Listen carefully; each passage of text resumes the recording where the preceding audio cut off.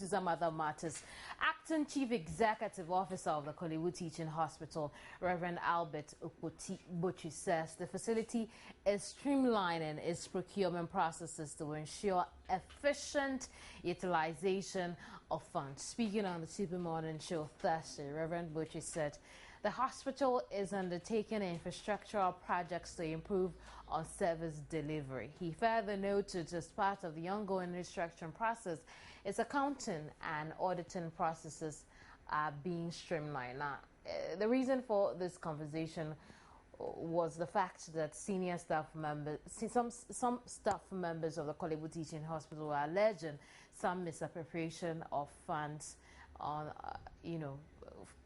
these funds were being used for buying some cars for senior level management.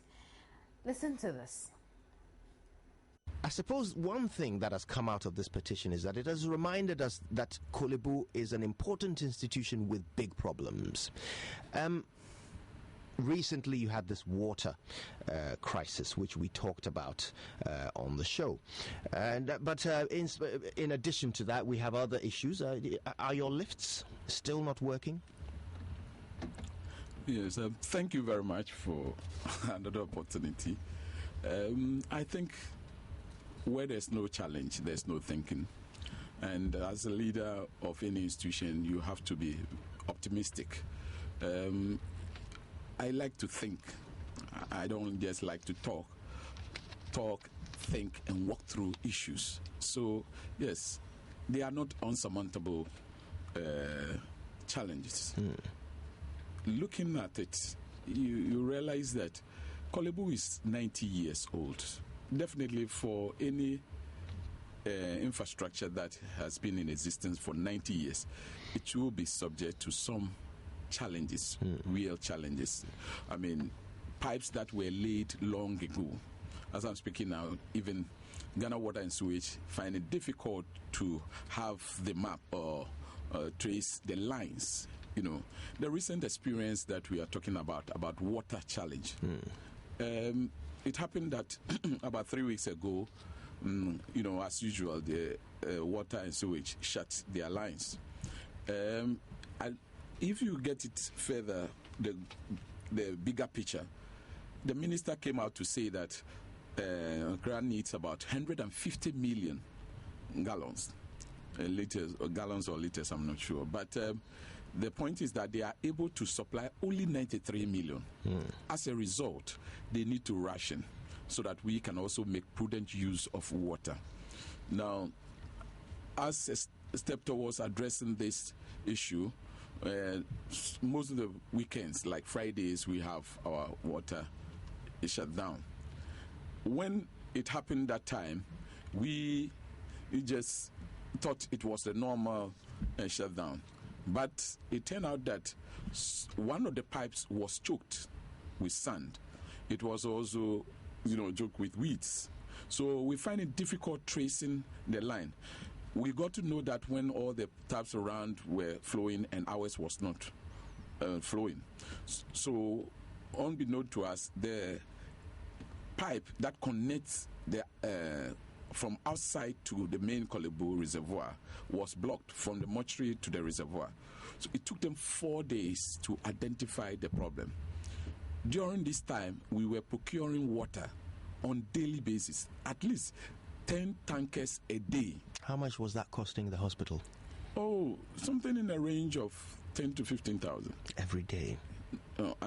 Weekends, So we had to procure water, and then we also had arrangement with fire service. We also have arrangement with national security, arrangement with Ghana Water. They were also supplying, but all those things we had to pay some money, to the fire service for them to go in. Plus the private sector tanks also supplying. Now, when we were doing that in the interim, we were also trying to fix the problem.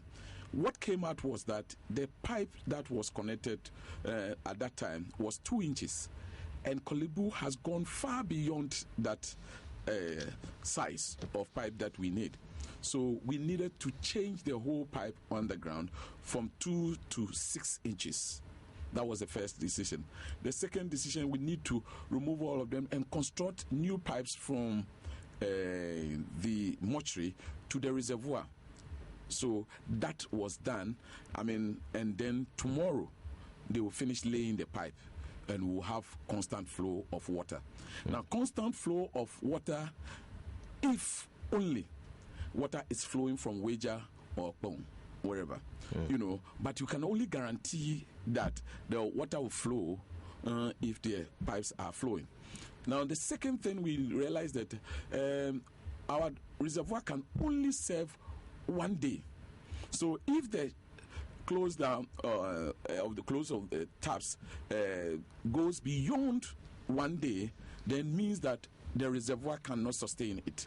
So there is the need for us to do a new reservoir, about 2 million liters. That is in the medium term. We discussed it with the minister, we discussed it with Ghana Company, and they are addressing that issue. That will be in the medium term. The long term plan for the hospital is that the minister has said that they would dedicate a complete line either from Wager or from Pong for Korlu, because Korlu is a whole city.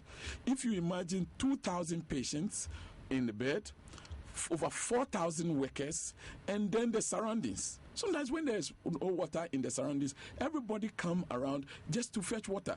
Kolegono, Mamplo, Choco, they rush with their gallons. And even staff that are living outside sometimes come to fetch. If the security men cannot even distinguish between who is a staff and who is an outsider.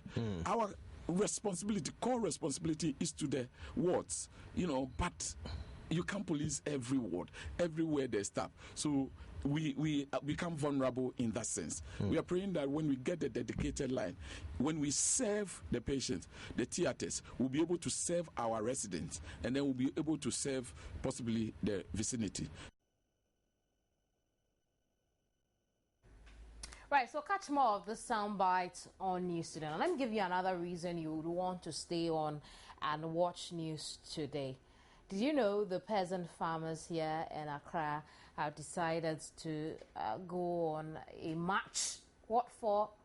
I have no idea, but I'm sure I'll tell you at midday on News Today, and you don't want to miss the conversation. Or perhaps you would want to know if the Accra Polytechnic will take after the steps of Kumasi Polytechnic after Kumasi Polytechnic demonstrated in Kumasi Wednesday. Will they? We'll find out on News Today with me at midday. My name is Kemini Nyamani Amano. Thank you very much for your company. Goodbye.